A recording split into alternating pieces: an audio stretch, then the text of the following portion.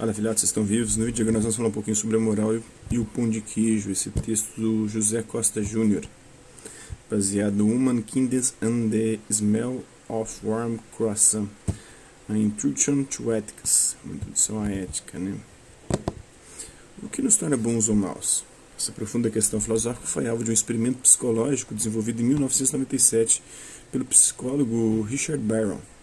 O estudo foi publicado num periódico americano tradicional da área de psicologia social e descreve os métodos e resultados da pesquisa de Barron. Primeiramente, os transeuntes de um grande shopping center foram expostos a situações em que poderiam ou não ajudar outras pessoas em situações corriqueiras e sem grandes custos de tempo ou de recursos.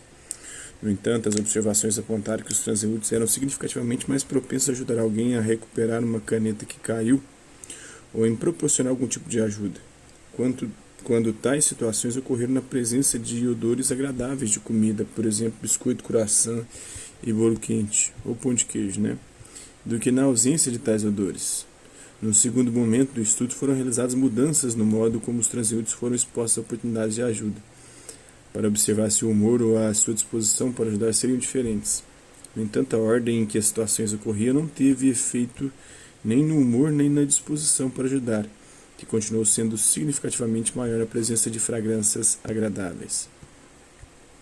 Uma questão que surge para a filósofa é se os experimentos comportamentais como este trazem algum impacto para os questionamentos filosóficos acerca do bem ou da natureza humana, da ética, do nosso comportamento. Alguém poderia afirmar que a consideração das informações oriundas das pesquisas para a reflexão em relação ao que somos e ao que fazemos não passa de fatos isolados, sem grande relevância para a discussão ampla e geral própria da filosofia. No entanto, essa possível objeção não encerra o debate, uma vez que ainda não se abordou de forma efetiva o alcance dos resultados para uma reflexão mais geral. Uma série de experimentos psicológicos voltados para questões morais estão disponíveis e possibilitam informações interessantes para filósofos morais. Além de tais experimentos realizados por psicólogos, economistas e outros estudiosos, diversos experimentos de pensamento também são cada vez mais comuns nos debates sobre ética. Podemos dizer que a prática é até comum. Um famoso e tradicional experimento de pensamento em filosofia moral é utilizado por Platão no livro 2 da República, ao testar possibilidades de resposta para o caso de Giges e seu anel, da invisibilidade. Assim surgiu nas últimas décadas uma prática filosófica interdisciplinar que busca analisar, discutir e considerar dados de investigações empíricas e experimentos de pensamento, principalmente nos debates da filosofia moral. Trata-se da filosofia moral experimental. No caso do experimento de Barron, sobre o efeito de croissants quentes na bondade dos transeuntes do shopping, poderíamos perguntar se tais resultados não trazem consequências para a teoria aristotélica da ética das virtudes. Por exemplo, ao evidenciar o caráter situacionista das ações humanas, essa investigação levantaria questionamentos para quem defende a possibilidade de estruturação de um caráter estável e treinado para agir bem em cada caso. Se uma situação banal, como cheiros de assados, pode impactar a nossa bondade, teríamos alguma segurança em relação à noção de virtudes ou caráter? São essas e outras possibilidades e questões levantadas pela filosofia moral experimental que o filósofo francês Hugues Ogin aborda em Human Kindness and the Smell of Warm Croissants, an Introduction to Ethics. Publicado originalmente em francês em 2011, esse pequeno livro traz uma série de experimentos fatuais ou mentais que são úteis para abordar diversas questões em filosofia moral. Trata-se de problemas, dilemas e paradoxos que estimulam questões, levantam possibilidades e debatem pressupostos e propostas filosóficas tradicionais. O Guilhem também aborda o que chama de ingredientes da cozinha moral, discutindo principalmente a tensão entre as nossas intuições morais e as regras do raciocínio moral. Já no prefácio, o Guilhem explica que a ambição do seu livro introdutório é modesta. Busca colocar à disposição daqueles que se interessam pelo tema uma caixa de ferramentas intelectuais para não ficar intimidado frente a grandes palavras como dever, virtude ou dignidade. Um dos pontos principais do livro é a sua constante discussão acerca das intuições morais humanas, isto é, os juízos diretos, espontâneos e supostamente evidentes que todos nós temos acerca de situações morais. O autor discute as origens, os fundamentos e a validade de tais intuições, juntamente com as tentativas de organização do raciocínio moral desenvolvidas pelos filósofos ao longo da história. cita e problematiza o que chama de 3 regras fundamentais do raciocínio moral. Dever implica poder, isto não se pode obrigar, isto é, não se pode obrigar ninguém a fazer o impossível. De um fato não pode derivar um dever, isto é, fatos não implicam deveres. Deve-se tratar os casos similares de forma similar, isto é necessário manter os mesmos critérios de avaliação e decisão nos diferentes casos. Ao longo do livro, o autor dará inúmeros exemplos do uso de tais regras e também dos questionamentos possíveis, A sua exposição considera também diversos experimentos psicológicos e mentais com o objetivo de questionar ou confirmar as hipóteses filosóficas tradicionais. Assim, define a filosofia moral experimental como uma disciplina em gestação, que mescla o estudo científico da origem das normas morais das sociedades humanas e animais, com reflexão sobre o valor dessas normas, e qual será a sua contribuição para a filosofia, se houver. Para muitos filósofos, essa contribuição seria nula, pois os experimentos psicológicos abordam fatos e não valores e normas. Este, sim, o objeto de uma filosofia moral propriamente dita. No entanto, Guin mostra possibilidades relevantes para a consideração do experimento psicológico na filosofia moral experimental, principalmente em relação à compreensão do modo como os seres humanos lidam tradicionalmente com as circunstâncias à sua volta, principalmente em questões ligadas à moralidade, tendências, viés, influências, posicionamentos, entre outros traços comportamentais. Outros questionamentos específicos sobre o uso de experimentos mentais em filosofia moral envolvem o caráter frágil e artificial das situações apresentadas. Tais descrições ficcionais e circunstanciais não poderiam servir para abordar e discutir hipóteses morais mais gerais, dado a sua simplicidade e estrutura. No entanto, para Ogin, tal objeção ao uso de experimentos não funciona, uma vez que não se trata de uma investigação sobre a realidade em si, mas sim de uma tentativa de esclarecimento de pressupostos e consequências acerca de hipóteses morais. Tais experimentos não substituem a prática filosófica de oferecer razões para sustentar hipóteses, mas trata-se de uma possibilidade a mais para a compreensão. Um exemplo que nos vem à mente é o caso do assassino curioso utilizado por Immanuel Kant para abordar a questão da dignidade humana. Assim, o experimento de pensamento pode evidenciar problemas conceituais como a noção de bondade problematizada no experimento de Barrow e o cheiro de bolos quentes no Brasil. Poderíamos usar o pão de queijo, delícia, e discutir as bases e os limites das teorias morais tradicionais, como a ética das virtudes, o deontologismo e o utilitarismo. Por fim, tais experimentos levam ao limite as nossas intuições morais, mostrando que nem sempre tais juízos espontâneos podem ser embasados ou têm suas consequências consideradas. Com o desenvolvimento tecnológico, experimentos comportamentais e experimentos de pensamento tiveram as suas possibilidades ampliadas, como no caso da utilização de escaneamento cerebral em momentos de decisão moral, a partir do uso de situações ficcionais, e também na aplicação de pesquisa em diversos países para avaliação da proximidade de posicionamentos morais em diferentes culturas. A primeira parte do livro é composta por 19 quebra-cabeças morais. O primeiro experimento considerado por Ogin envolve a distinção entre matar e deixar morrer. Para isso, considera a possibilidade de matar um indivíduo para salvar 5 pessoas gravemente feridas que estão a caminho de um hospital. Mostra que parte considerável dessa distinção está ligada à perspectiva que temos da situação e que as nossas intuições morais são confusas em certos casos. No segundo caso, Ogin retoma um experimento desenvolvido pelo filósofo Peter Singer, que discute o afogamento de uma criança no lago. Situação que encontramos quando vamos ao trabalho com nossos sapatos novos. Seria moralmente adequado deixar a criança se afogar? Não devemos fazer nada? Se acreditarmos que não, consequentemente devemos considerar a possibilidade de evitar que crianças morram de fome em outros países, pois também podemos ajudar nesses casos, considerando a regra de tratar os casos similares de maneira similar. Num questionamento da proposta utilitarista, Ogin retoma a possibilidade de matar um indivíduo agora no hospital, onde o conjunto de órgãos de um corpo humano pode salvar 5 vidas. Tem o Seven, um filme que fala sobre isso. Situação parecida com o caso de entregarmos um bode expiatório para acalmar a ira de uma multidão enfurecida. No entanto, as nossas intuições apontam para caminhos diferentes nos dois casos. Na sequência, Ogin apresenta o experimento de pensamento proposto por Philippa Foot e ampliado por Judith Thompson na década de 60 acerca de um bonde desgovernado que também explora o ponto de vista utilitarista de trocar 5 vidas por uma. Trata-se de um clássico da filosofia moral contemporânea que já produziu uma vasta coleção de análises e hipóteses. Além de explorar as possibilidades e questões levantadas pelo experimento, abordam-se pesquisas desenvolvidas recentemente pelo pesquisador Mark Hauser, que levou o dilema do bonde para diversos países e culturas, configurando o experimento comportamental a partir de um experimento de pensamento. As suas conclusões apontam para um cenário de uniformidade entre as respostas de diferentes pessoas e culturas, discutindo a possibilidade de uma mente moral. Além disso, Ogden discute o alcance limitado das teorias deontologistas e consequencialistas nesse caso, justamente com uma análise das confusas intuições morais que manifestamos.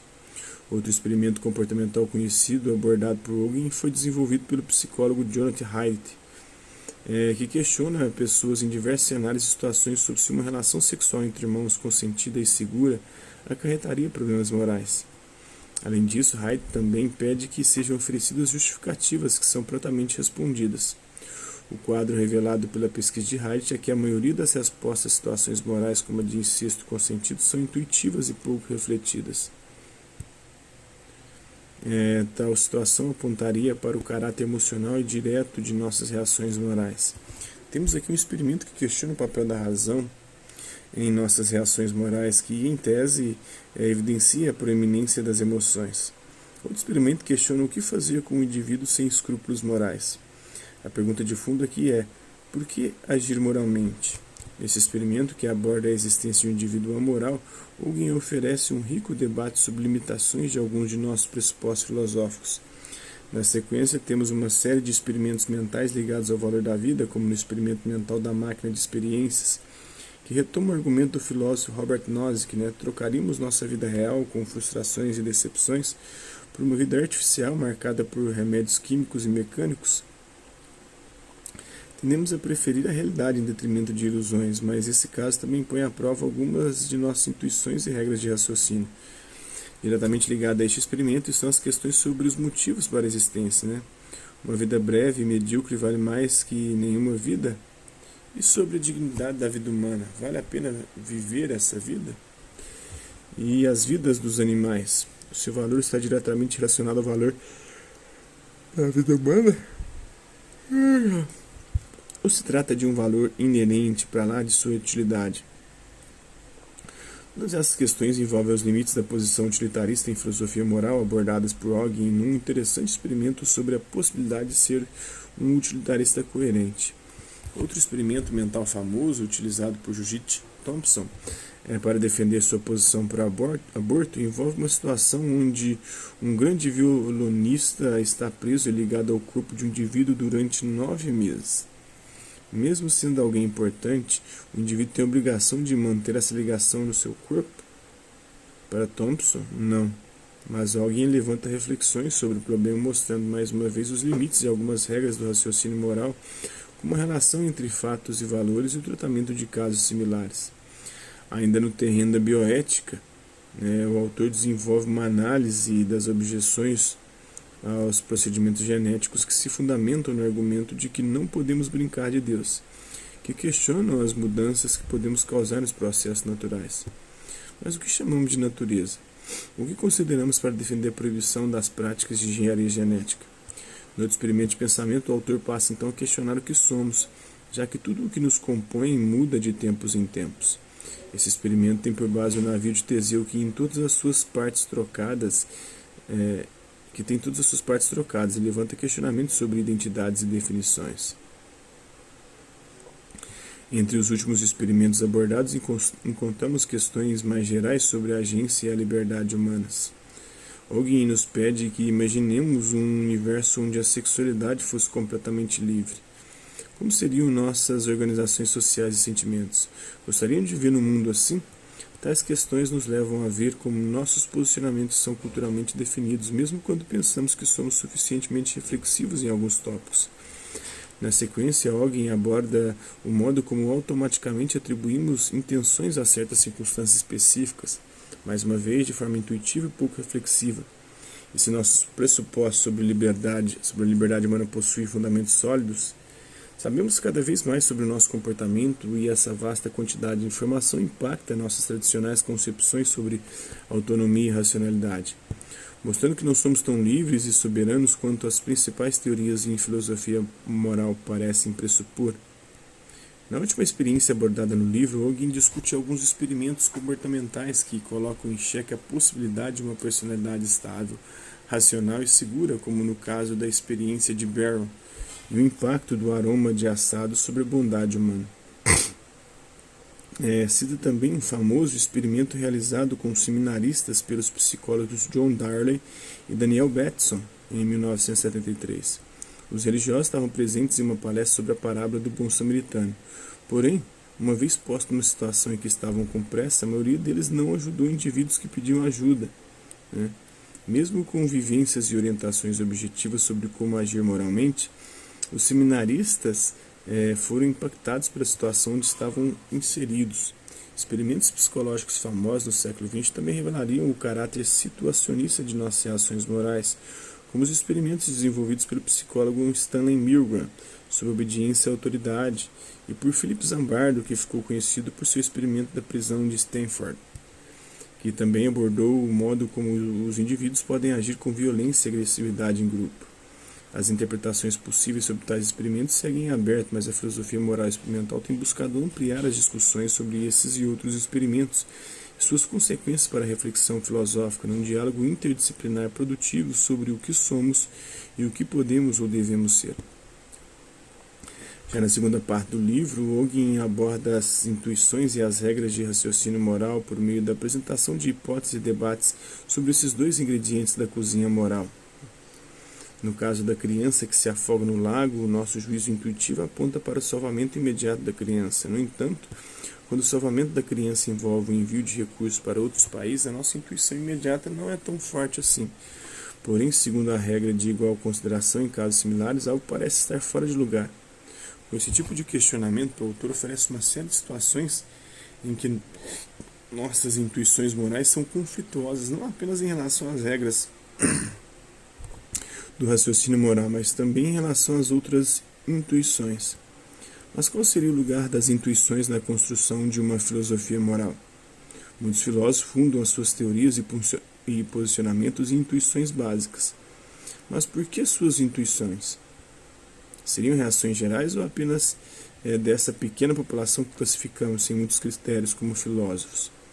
Para compreender melhor a natureza das intuições, alguém discute uma série de experimentos comportamentais que investigam como as pessoas reagem a situações morais em diversas culturas, como as pesquisas de Hauser e Heide, juntamente com investigações das neurociências, como a pesquisa desenvolvida pelo filósofo, psicólogo e neurocientista Joshua Green. Ele desenvolveu um método no qual avalia o padrão cerebral de indivíduos em momentos de decisão moral. A sua pesquisa destacou mais uma vez o papel das emoções em tais circunstâncias, dado que a grande maioria dos juízos intuitivos e espontâneos oferecidos pelos indivíduos quando questionados envolvia pouca reflexão, acionando áreas do cérebro diretamente ligadas às emoções. Ogin aborda alguns problemas metodológicos e epistemológicos em experimentos comportamentais desse tipo. Porém, destaca também o fato de que a reflexão moral nunca ser isolada de fatos, sejam intuitivos, sejam emocionais, e por isso é necessário compreender o seu papel em nossos juízos, avaliações e teorias morais. Uma hipótese contemporânea bastante fundida aponta para a existência de um senso moral inato. Se julgamos aos demais em termos morais, e se nós mesmo buscamos atuar moralmente, é porque somos naturalmente providos de certas capacidades morais que se expressam desde o nascimento. Estamos programados para avaliar as ações de outros humanos em termos morais, devido ao modo como a nossa espécie se desenvolveu ao longo de sua história natural. Do mesmo modo que nossas capacidades linguísticas se desenvolveram naturalmente, fazendo com que possamos aprender uma língua específica, temos um senso moral explicável em termos de evolução por seleção natural, que nos torna animais morais, isto é, formas de vida que buscam regular seu comportamento e o dos outros por meio de normas e regras. O próprio Charles Darwin propôs uma hipótese acerca da evolução do senso moral humano, porém Ogin aborda o tema sem explorar muitas diversas explicações oferecidas. Trata de maneira geral da explicação da psicologia evolucionista, que defende a existência de um módulo para a detecção de trapaceiros, que se desenvolveu em nossa espécie a partir das relações de cooperação e convívio ao longo da história da espécie, que marcou profundamente a nossa mente. No entanto, encontrar o lugar da moral no cérebro humano seria complexo, dado que as hipóteses sobre uma possível modularidade da mente, um tipo de compartimentalização do cérebro humano com áreas dedicadas a tarefas específicas, são cada vez mais questionadas. Assim, alguém questiona a possibilidade de um senso moral humano, principalmente em relação à metodologia das investigações empíricas e às evidências disponíveis. Porém, a discussão proposta por Holguin sobre o senso moral humano e sua evolução parece ser limitada pelo espaço disponível no livro, já que o autor opta por apenas uma abordagem, a explicação da psicologia evolucionista.